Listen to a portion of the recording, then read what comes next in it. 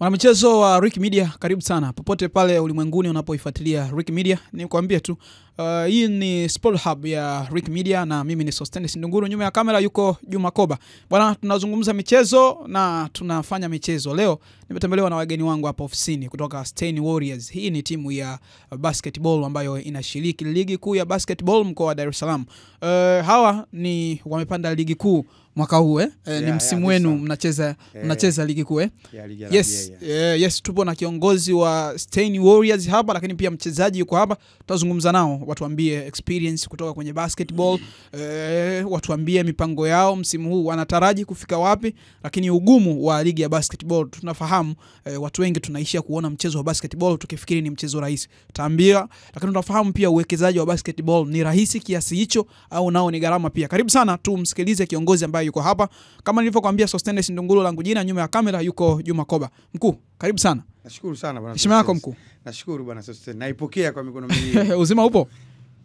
Uzima namshukuru Mungu, alhamdulillah, tunahema. Mapambano ndio yanaendelea. Bwana, tuambie unaitwa nani? Mimi jina langu kabisa nililopewa na wazazi wangu ni Hassani Ibrahim Sakara. Lakini jina maarufu, unajua kwenye mambo ya michezo haya lazima uwe na jina ambayo litakuwa kwa namna moja au nyingine rahisi kupatikana. Naitwa Maximo. Kwa hiyo mkoa wote Tanzania ukifika kwenye kiwanja chochote cha basketball, ukiulizia Maximo umenipata. Wewe ni kocha? Mimi ni of course ni kocha. Taaluma sasa mimi kwenye basketball nimeshamaliza kila kitu, kwa sababu nimecheza basketball kwa mafanikio pia. Nikiwa na ubingwa pia wa Taifa Cup 2013 Tanga, tukishiriki na Taifa Cup na tukiwa mabingwa. Lakini nimekuwa referee wa basketball kufikia pia zone referee, kwa maana ya semi international referee, na nimechezesha pia kwa mafanikio 2016 nikichezesha mashindano ya intercity robo finali kwa football, labda useme Sekafa, na hivyo mashindano ambayo yanashirikisha timu za kimataifa nyingi zinazowakilisha majiji. Kwa mfano unazungumzia Misri, imekuja hapa Egypt, si ndio, Garowe kwa Somalia. Na wewe ulikuwa referee? Nilicheza mpaka robo final, na nakumbuka mechi ilikuwa ni Garowe na Sudan Kusini.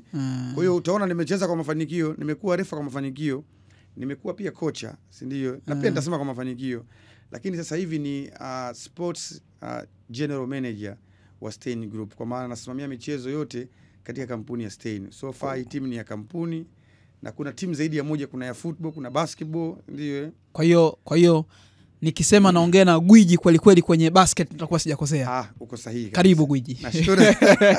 Nashukuru sana. Karibu. Bwana, Stein Warriors umeniambia mmepanda ligi kuu ya basketball hapa Dar es Salaam msimu huu. Tunafahamu ni ligi ambayo inakuja kwa kasi sana hapa Tanzania. Uwekezaji wake ni mkubwa, namna ambavyo watu wanaichukulia sasa hivi imekuwa serious kweli kweli. Stein Warriors mmepanda ligi msimu huu. Kwanza tuanzie hapa. Mnaamini mnaweza mkaleta ushindani sahihi hapa Dar es Salaam ambayo tunafahamu misimu hii basketball imekuwa na ushindani mkubwa kweli kweli? Kwanza nikianzia hapo, mimi ili nitampraise mtu ambaye ni president wa Stein Group, CEO wa Stein Group, lakini pia ni president wa team ya Stein Warriors, bwana Edwin Mshashu. Ili nitampraise kwa sababu gani? Kutokana na swali leo niuliza. Ili timu iweze kucompete kwenye mashindano yoyote hasa makubwa, ni lazima iwe na level ya wachezaji, level ya uongozi ambao uko vizuri kweli kweli, ambao utaweza kucompete katika mashindano. Kwa kupitia sisi CEO wetu wa Stein Group au team president bwana Edwin Mshashu, yeye maono yake makubwa alitaka siku moja hii timu ya Stein Warriors ifike mbali, na huwezi kufika mbali kama uinvesti. Sisi tunaona vizuri. Kwa sisi Stein Warriors malengo yetu kimsingi ni makubwa, na malengo yetu labda yaishi tu hapa. Ili niseme malengo yetu sisi makubwa ni kwenda kucheza Basketball Africa League, ambao kitovu chake wanafanya South Africa, sometimes Rwanda. Hili ni daraja tu, kwa maana ya kwamba huwezi kufika 10 bila kuanza moja. So malengo yetu sisi ni hayo. Unajua ukiwa na malengo madogo hauwezi kufika mbali. Ukiwa na malengo makubwa utajisqueeze kutoka chini kwa namna yoyote, kwa ugumu ule. Any obstacles ambazo utazikuta, wewe utapambana kuweza kureach hapo mpaka kufika kwenye yale matarajio ambayo umejiwekea. So far sisi Stein, ugumu tuliokutana nao ni kwamba tumeanzisha hii timu ni mpya. Sawa Hii timu ni ya kampuni. So far wazo hili lilikuwa nalo mimi, lakini mawazo ilikutana la kwangu pamoja na mkurugenzi. Yeye alikuwa na mawazo pia hilo before, kwamba alishaanzisha timu ya football kwa maana Stein FC, si ndio? Kwa hiyo ilifika kipindi tukasema sasa tunaanzisha timu. Je, tunatoboaje? Hichi sio kuanzisha, ni kumaintain. Na kuanza lazima uanzie D-League, lazima uanze Division 1. Ndio. Je, Division tutapata wachezaji wakubwa? Wachezaji wakubwa kama kina Tyron, kina Evans, kina Mwalimu, kina Brayo watakubali kucheza D-League? Na hawawezi kukubali kwa sababu cha kwanza wao tayari wanacheza timu za RBA ambazo ni kubwa, national team players. Of course hawezi kurudi kucheza D-League. Tukatafuta wachezaji ambao wako kwenye timu zao, wengi wamecheza RBA. Tukazungumza nao vizuri, wakaweza kujoin Stein Warriors. Tukashiriki D-League, na msimu wa kwanza wa kushiriki D-League bwana Stein, kwa mara ya kwanza tunashiriki D-League timu ikiwa mpya, tumecheza finali na kushika nafasi. Yani msimu huo umeingia. First time ever. Tumeanza kushiriki D-League. Msimu huo tumeenda finali. Sumenelewa vizuri. Mambo alishafanya Nottingham Forest kwenye football. Alipanda daraja Uingereza akachukua kombe moja kwa moja. Kwa hapo Afrika kesi haraka haraka, Pyramids kwa mara ya kwanza anafuzu kombe la shirikisho barani Afrika, alikwenda moja kwa moja mpaka finali. Moja kwa moja mpaka finali. Of course hata Leicester City alipanda Uingereza. Yes, akaenda moja kwa moja. Ndio tulifanya na sisi. Ile huwezi kufanya bila kuwa na uwekezaji. Lazima uwekezaji uwe mkubwa. Kwa hiyo sisi tuliweka uwekezaji mkubwa, tulifanya utaratibu na tuliandaa program ambayo ni madhubuti kabisa. Basi ikatusaidia sisi tukafika finali na kushika nafasi ya pili na kuclinch up kucheza ligi ya RBA. Na leo ninavyokuambia tumeshacheza mechi moja, the last Sunday Jumapili, ambapo tumefungua ligi, tumeshinda dhidi ya QAT Uganda University campus ya Gongo la Mboto kwa maana ya Dar es Salaam Tanzania. Game ya pili ni kesho Ijumaa, tunacheza dhidi ya Outsiders, timu ambayo ni finalist contenders kwa msimu ambao umeisha. Ambao walicheza final dhidi ya JKT, ndio tunacheza nao kesho mechi ya pili. Lakini Jumapili tunacheza Ijumaa, tunapumzika Jumamosi, Jumapili tunacheza mechi dhidi ya Savio. Utaona Savio pia ni timu kubwa na ni timu kongwe. Kwa tuna kibarua kizito this week. Cheza Ijumaa, tunapumzika siku moja, Jumapili tunarudi mzigoni. Lakini sisi kwa sababu ni watu ambao tulishajiwekea malengo makubwa, hata kikosi chetu tumeinvest kweli kweli. Na nikuambie tu kitu kimoja. Kama unataka kufukuzia kitu chenye thamani kubwa, ni lazima na wewe ujiweke wa thamani. Kweli. Kama unataka kufika mbali, ni lazima uwe na nyenzo zitakazo kufikisha mbali. Huwezi kutaka kufika Mwanza ukaenda kwa miguu, ni uongo.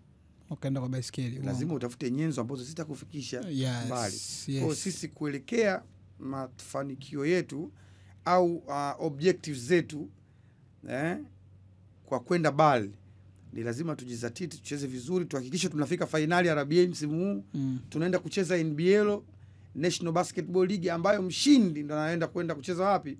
Bali. Kwa lazima tukazane hapa kwanza.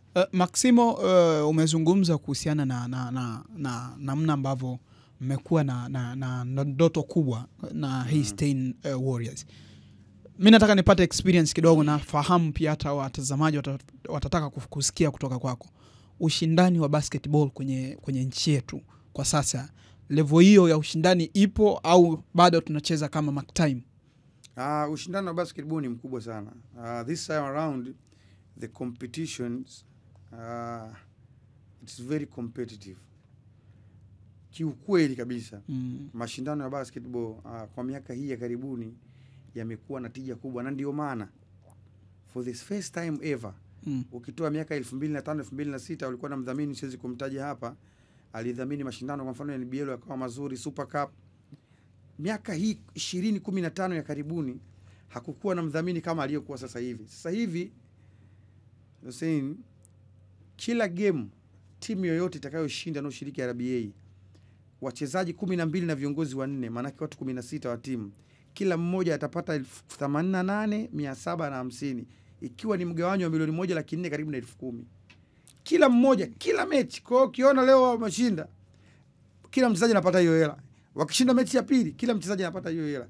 Kwa maana yake ni kwamba hakuna mdhamini anaenda kuweka zaidi ya milioni 600 kwa mashindano ya miezi 4, tena ligi ya mkoa, sio ya taifa, ya mkoa. Ligi ya mkoa. And unless awe ameona kweli mashindano haya yanatija na competition kweli ni kubwa. Na mileage anaipata. That's what I'm talking about. Kwa hiyo ushindani ni mkubwa sana, kila timu inataka kwenda BAL.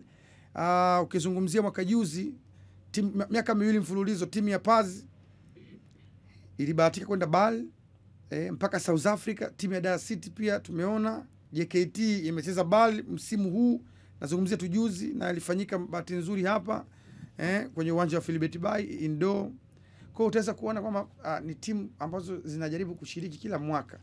Tumeenda kucheza zone 5, timu za Tanzania imeenda ABC, imeenda JKT, imeenda Dar City. Utaona jinsi gani zilivyo perform. Kwa basketball ushindani Tanzania sasa hivi ni mkubwa sana. Watu wana invest. Umeona Dar City walivyo invest? Yes. Umeona Stein Warriors ilivyo invest? Yes. Stein Warriors ina wachezaji 5 ambao wamecheza finali ya wachezaji 10. Na explain na narudia tena. Hii sitishi watu, ni uhalisia. Stein Warriors ina wachezaji 5 kati ya wachezaji 10 walioanza kucheza finali msimu ulioisha ligi ya Dar es Salaam. Msimu ulioisha Dar es Salaam, inawezekana nimeongea kimafumbo, niweke vizuri. Msimu ulioisha Dar es Salaam wa RBA, finali walicheza JKT, timu ya jeshi na outsiders. Wakashinda JKT. Ile timu ya JKT ambayo imeshinda, wachezaji 2 walioanza kati ya 5, wale wawili tayari wako Stein. Mshawanyakua hao. Ambaye mmoja ndo ameibuka 3-pointer bora wa ligi na mfungaji bora wa ligi, yupo Stein. Wachezaji 3 kati ya 5 walioanza na waliokuwa tegemezi wa timu ya outsider walicheza finali. Mmoja akiwepo mmoja ambaye nimeambatana naye bwana Tyron Edward. 3 wako Stein Warriors. Kwa hizo zote ni investment. Wale huwezi kuwaita maneno matupu. Waje kuzungumza timu yako. Kwa hiyo tumejidhatiti kwa sababu competition ni kubwa. Light competition isingekuwa kubwa, tusingeangalia kufanya investment kubwa hivyo. Dar City wasingeangalia kufanya investment kubwa hivyo. Watu wengi wanafikiri kuendesha basketball ni rahisi kwa sababu unajua watu wengi wanaitazama sana football na wanafahamu namna gani ambavyo wachezaji wanasajiliwa kwa gharama kubwa na wanalipwa mishahara mikubwa. Wewe una experience, una timu ambayo inafanya vizuri, imekuja ku take over. Kulikuwa na timu ambazo zinafanya vizuri, msimu wa kwanza mmecheza D-League, mmepanda ligi kuu, mmenyakua wachezaji ambao wametoka kwenye timu nzuri. Investment kwenye basketball, Stein kwa experience ulionayo, ni rahisi kiasi hicho? Sio rahisi hata kidogo. Na ndio maana basketball yetu ilionekana ikiwa inasua sana kwa muda mrefu. Kwa sababu ili ufike mbali lazima uwe na investment kubwa. Mshindi wa BAL South Africa, Light of 16 anapata dola milioni 1. Maana yake unazungumzia bilioni 2.6 za Kitanzania. Wewe unaenda kuzishindania, unazitaka bilioni 2, wewe umewekeza hata milioni 50 ifike. Haiwezekani. Sio maneno vizuri. Kwa ni lazima uwekeze at least isipungue 20%. Kwa hiyo ndio unakuta sasa hapo umewekeza, unataka bilioni 1, unataka bilioni 2.6, wewe unawekeza walau milioni 400 au 300. Ndio kidogo at least. Sasa unakutana na timu imewekeza bilioni kabisa na yenyewe ipo huko unapoenda. Sasa sisi Stein tumeinvest, lakini kuinvest not easy bro. Nikikuambia fedha ambayo sisi tumeweka hapo, mkuu, siwezi kuzungumza hili kwa sababu itaonekana kama unakalisha tamaa wengine ambao wanataka kuanza kuinvest. Inawezekana hata vilabu vya mpira vitumie la hiyo. Ni kweli kwa sababu ni a lot of money. Sijui umeelewa vizuri. Ndio maana sisi tuliweka utaratibu mzuri. Na sisi Stein Group kupitia Stein Finance tuliweka utaratibu mzuri sana ambao wachezaji mpira basketball Tanzania wengi wamekuwa wakicheza lakini wakiwa na mazingira magumu. Kwa maana gani? Wamekuwa wakicheza basketball lakini haimfanyi, yani yeye haifeel basketball kwamba inampa maisha kama mchezaji mkubwa. Na ndio maana leo hii ukiangalia kikosi cha Stein Warriors wote wanafanya kazi Stein Group.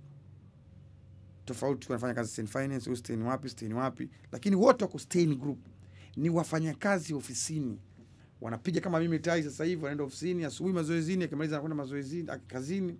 Kwa ni mchezo, hata basketball kesho amevunjika mguu, ana kazi yake. Kwa sisi tuliweka utaratibu mzuri ambao namshukuru pia mkurugenzi, of course hii ilikuwa ni idea yake. Bwana Mshasho kana bwana Maximu, hii tuiweke hivi. Tutafute channel za wachezaji wapate maisha. Basketball inaisha, nguvu kitu cha kuisha. Kwa hiyo tuweke utaratibu. Sisi mchezaji akija kwetu tunampa na ofa ya ajira. Afanye kazi. Kama ilivyokuwa jeshi, reli, bandari kuinja nyuma. Unakuja kufanya kazi bandari lakini unachezea timu ya football bandari. Ndio hivyo ndivyo kwa Stein hivyo. Kwa hiyo umeona kwamba hata hii project yote mpaka tunaweka circulation hii afanye kazi, tumpe offer ya kazi, ni kwa ajili tuwe naye. Kwa hiyo it's not easy, sio rahisi tena, hasa kuwa na wachezaji wazuri wa kariba tuliokuwa nao, sio rahisi hata kidogo. Hapo Maximo, umenielezea namna ambavyo investment imeifanya kwenye Stein Warriors kupitia kampuni nzima ya Stein Group. Kwa haraka mimi naweza nikajiuliza, kwa nini mnatumia a lot of investments huku kwenye Stein Warriors? Kuna faida kubwa kiasi hicho ambayo mnaipata, au target yenu kama kampuni ni nini? Kama kampuni target ya kwanza ni kujitangaza, of course. Unajua, kupitia hii Stein Warriors. Kupitia Stein Warriors, of course. Hata umeona mabenki mengi hata Uingereza yanadhamini timu, yanapata mileage kubwa kutokana na timu inafanya vizuri, ndio. Sisi our main objective ni Stein Group itangazwe na Stein Warriors kama group na makampuni mengine yote ambayo yanaitengeneza Stein Group. Ndio maana ukiona hata jezi zetu kuna Stein Finance na nini, zile ambazo makampuni yanapatikana kwenye Stein Group. Maana ni nini? Wanasema mfaacho mtu chake. Kwa hiyo kampuni yetu sisi inavyojitangaza ndio tunapopata mileage zaidi, kwenda mbali zaidi kupitia mchezo wa basketball. Ndio maana hata kwenye kuinvest lazima acha tu invest hivi, kwa sababu hii ni moja ya kujitangaza. Ni kama wewe unaenda kwenye television, unataka matangazo ya kampuni yako au una duka lako. Kwa nini usitumie opportunity hiyo kutangaza kwa vile ambavyo vitu ambavyo unavyo? Of course ni swala gumu, ndio maana wengi wanalikimbia, kwa sababu kuinvest kama hivi nilivyokuambia, kuweka tu project ya wafanye kazi, maana hata kama unalipa mishahara, hiyo ni project tayari ya basketball. Yes. It's a lot of money, bro. Kwa mwisho wa siku, ndio maana investment unaiona kidogo imekuwa ni kubwa kutokana na malengo ambayo sisi tunayataka. Lakini kwenye basketball zaidi kubwa ni kujitangaza. Sidhani kama tunapata fedha kwa style hiyo. Sawa, basketball unatajwa kama mchezo wa mabisho hivi, yani mchezo fulani hivi wa watu wenye mabisho hivi, watu gari hivi. Tupitishe kidogo basketball. Wewe ni kiongozi basketball. Sio mchezo wa kibisho, ila ni mchezo wa watu nadhifu. Ndio maana Marekani mchezo hii imeanzia huko. Marekani ili ucheze basketball lazima utoke college ndio uende kucheza basketball. Sio unakuja tu. Sio utoke mtaani tu uje. Kwa unaona wachezaji wote NBA wale wote ni wasomi. Kwa ndio maana inakuja sasa unakuta hata viatu wanavaa vizuri, jezi wanazovaa ni nzuri, kwa sababu tayari wenyewe muonekano wa watu ni mzuri. Wanaocheza pale nyote ni wasomi. Kwa wale ndio wameambukiza dunia nyingine kufanya mchezo wa basketball kuonekana ni wa mabisho. Sio wa mabisho, ni ya watu ambao wako very educated. Na ndio maana Marekani ukitoa Allen Iverson, nafikiri na mchezaji gani ni afiki watano toka basketball imeanzishwa Marekani ambao hawajatoka college. Ni lazima utoke college ndio uende ukacheze basketball. Kwa hiyo unakuwa tayari educated. Uwezi kuvaa socks siku 3 ukaivaa, ndio hapo unapoja kwa nini sivae socks bwana. Sasa wenzangu upande wa pili sitaki kuwasema, lakini ni mchezo ambao football na mchezo mwingine wao twende. Ngoma inogile. Bukta kaivaa simu mzima kiatu hicho. Kwa hiyo wasema na mabisho sio mabisho, ni they are educated. Kwa sasa nimekuja hata utakuta mtu ana elimu anacheza basketball, lakini anasema bwana basketball sasa watu wasafi bwana. Kwa nini itabidi niwe msafi? Ndio nature hiyo, lakini basketball sio mchezo wa mabisho. Kwa hiyo football wanacheza watu sio wasafi. Sijasema hivyo, sikoti. Nisikuchonganishe, nisikupige shoti. Basketball tu, unajua basketball ni moja kati ya mchezo unaotumia nguvu sana. Yes. Sana. Yes. Basketball wanacheza watu wa chini, wale masenta futi 7.4, 7.3. Wote futi 7 maana yake akisimama anakaribia kugusa taa hizo.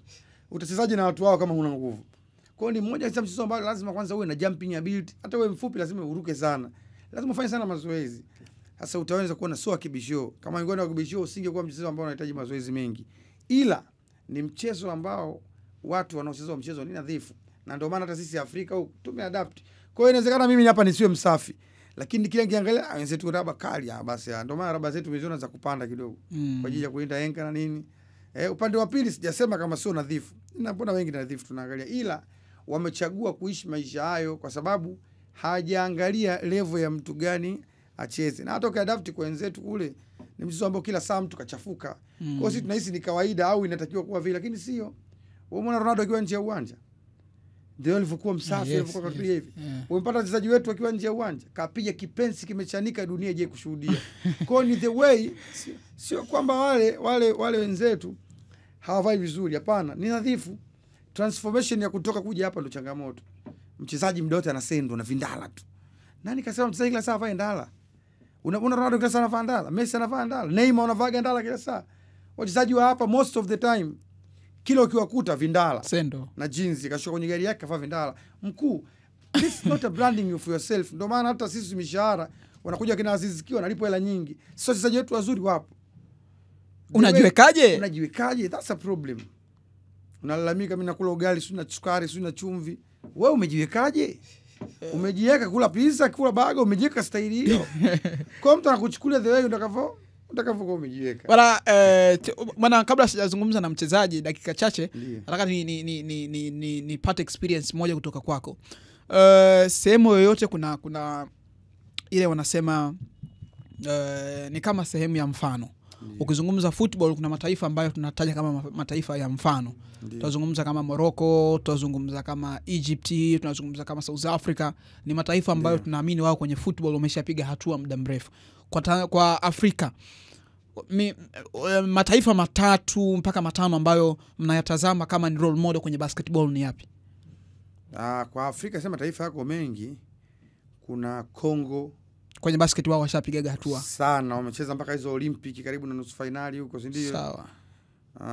Kuna Cameroon, sio vizuri. Yes. Kuna Sudani. Hawa wa Sudani. Sudani ni hatari bro kwenye basket. Sana. Sudani umeona mpaka juzi Olympic wamemtoa jasho Marekani. Mechi ya kirafiki na Sudani. Papatu. Amna nilikuwa. Marekani Steph Curry upo, watu wote wapo. Wakina Embiid wapo, amna kina LeBron James, KD, amna Marekani papatu. Goma linada 90 91 na Sudani hawa. Lakini Sudani wamecheza Olympic, wamecheza tena na Marekani hao. Bado amna. Sahihi. Kwa hiyo unaweza kuona kabisa kwamba nafikiri ni taifa la kwanza tunaweza tukalichukua kama mfano. Ndio kuna Congo, kuna Cameroon, kuna Egypt. Japo nimetaja matatu, lakini Egypt pia wako vizuri so far. Sawa. Kabla tujazungumza na mchezaji, neno lako la mwisho kwa mashabiki wa Stein Warriors, lakini kuna watu ambao walikuwa hawafahamu Stein Warriors, leo wataiona kupitia Rick Media na wanafahamu inacheza ligi kuu ya basketball mkoa wa Dar es Salaam. Wape ujumbe, wape neno ambalo umekuja nalo. Kwanza mimi nishukuru Rick Media, uongozi mzima wa Rick Media kwa kutukaribisha ugeni huu. Kiukweli mimi nashukuru sana, na kwa niaba ya Stein Group tunashukuru sana Rick Media, na hapa pamekuwa ni nyumbani. Sasa niseme iwe kama kauli mbiu rasmi kwamba hapa ni nyumbani. So far tutakuja na hatutoishia hapa. Niwapongeze pia kwa kazi nzuri mnayofanya. Kimsingi kazi yenu inaonekana. Shukrani sana. Siwezi kutaja, lakini uwezi kutaja haraka. Tunaona sisi tunapita kwenye mitandao ya kijamii hizi media 5 ukaiacha Rick, itakuwa ni uongo. Shukrani sana. Mimi huko sisi watu wa mitandao kila ukiscroll hivi unakuta Rick Media. Habari exclusive kabisa Rick Media. Kwa hiyo kazi mnaifanya nzuri, nitoe pongezi hizi kwa niaba ya Stein Group, lakini nishukuru pia kwa niaba ya Stein Group. Lakini pia nishukuru mashabiki wanaokuja kushabikia Stein Group. Kwa maana Stein Warriors wamekuwa wakijitoa sana. Kiukweli mashabiki na hapa big up sana, na mashabiki wengi hawa ni mashabiki pia wa Stein Group wao pamoja na wanje wanajitoa sana. Na sisi ndio timu yenye mashabiki wengi kuliko timu nyingine zozote hapa Dar es Salaam. Mkuu, unaweza kutafuta na nje ya Dar es Salaam. Ushabiki wetu sisi ni kama wa timu za Europe za basket. Kama football wanavyoshangilia ndio sisi tunashangilia, lakini kwenye basket. Vichaa basketball. Wameshavurugwa vibaya mno. Sheikh anakupa mwaliko rasmi kesho saa 2 usiku pale. Bwana cameraman, hii umeisikia hiyo Mwaliko rasmi. Huu nimepata mwaliko rasmi kutoka Stein Group. Lakini nishukuru pia uongozi wa Stein Group kwa tukiwa tunaongozwa na mkurugenzi wetu ambaye ni CEO wa Stein Group, lakini pia ni team president sasa ya Stein Warriors, Bwana Edwin Mshashu. Amekuwa mstari wa mbele sana kufanikisha haya yote. Sisi tusingekuwa hapa bila effort zake bwana, kwa sababu penginepo ingeweza kuwa timu ya kawaida sana kama ingekuwa timu hii.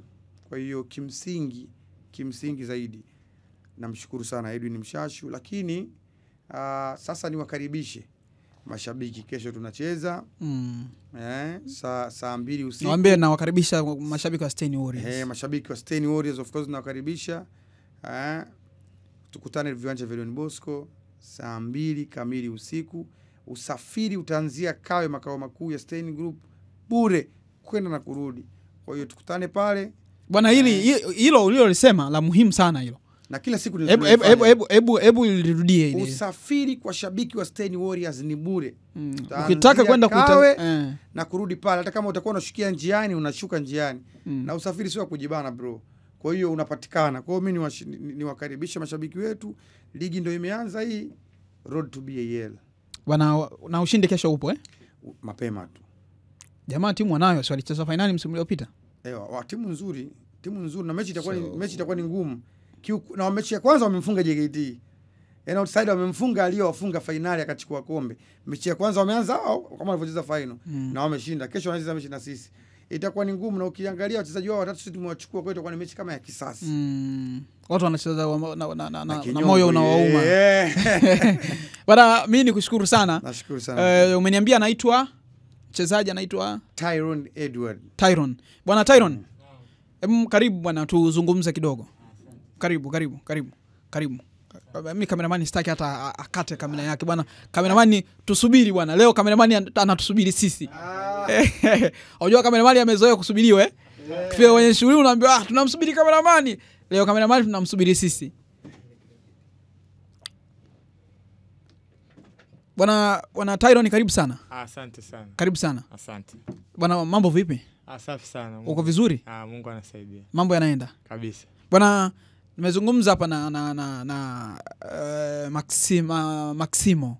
Nimezungumza mengi sana, ametuambia malengo ya Stein Warriors, namna ambavyo wamefanya investment kubwa, na miongoni mwa investment ambayo wamenitajia ni usajili wa kwako wewe. Yaani wewe ni sehemu ya investment ambayo imefanyika ndani ya Stein Warriors.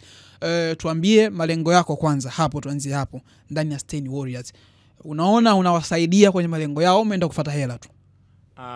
Kwa kweli nimeenda kuwasaidia malengo yao na mimi pia kutimiza malengo yangu, kwa sababu malengo ya Stein Warriors ni kama malengo yangu mimi pia ambayo nayataka. Nataka ushindi wa ligi ya Dar es Salaam mwaka huu. Wao pia wanataka ushindi. Nataka kwenda BAL, Basketball Africa League. Wao pia wanaitaka. Wanataka kubadilisha maisha ya wachezaji. Mimi pia nataka maisha yangu yabadilike. Kwa hiyo nadhani nipo sehemu sahihi na katika wakati sahihi. Nini ambacho kilikushawishi ulitoka Outsiders kutoka Outsiders kwenda Stein Warriors? Ni pesa au project ambayo Stein Warriors wanayo? I saw pesa. It's not about the money, yani always money. Yani culture yao niliona, kwa sababu nilikuwa nawafuatilia toka wapo D-League. Toka wameanzisha hiyo basketball team. Nilikuwa nawafuatilia. Wana culture nzuri, wanajali wachezaji wao, wanawapa maisha, kwa sababu wachezaji hata ambao walikuwa wanacheza D-League mwaka jana wa Stein mpaka sasa hivi walipofikia wamebadilika vibaya mno. Yani unaona kabisa kuna mtu alikuwa sehemu fulani lakini ameenda sehemu fulani amebadilika nyingine kabisa. So you trust project ya Stein Warriors kabisa, na sidhani kama itaisha mwaka huu au mwaka kesho au miaka inayokuja karibuni. Hii project ni ya muda mrefu sana na sisi tupo pamoja nao na tunawaunga mkono katika shida na raha, tutapambana. Sawa. Nini ambacho kilikuvutia Stein Warriors? Kilikuwa kinakuvutia Stein Warriors wakati uko nje ya Stein? Yaani wakati uko Outsiders, nini ambacho kilikuwa kinakuvutia kutoka kwa Stein? Stein Warriors kwa kweli tumerudi pale culture yao, the way wana run vitu vyao. Wana mashabiki milioni kidogo. Nakwambia ni so. Wana mashabiki milioni kidogo. Milioni hii nayojua. Yani uwanja wote unajaa Stein Warriors. Mashabiki wa Stein Warriors wanahamasisha sana, kwa sababu hata kazini tupo kuna wafanyakazi hata wajui basketball, lakini always wanatuuliza game yenu lini. Wanataka, yani wanapenda, wanasupport. Kwa hiyo mimi naona ni hata mimi kuwa pale nipo katika sehemu sahihi. Mna mchezo kesho dhidi ya Outsiders. Ndio.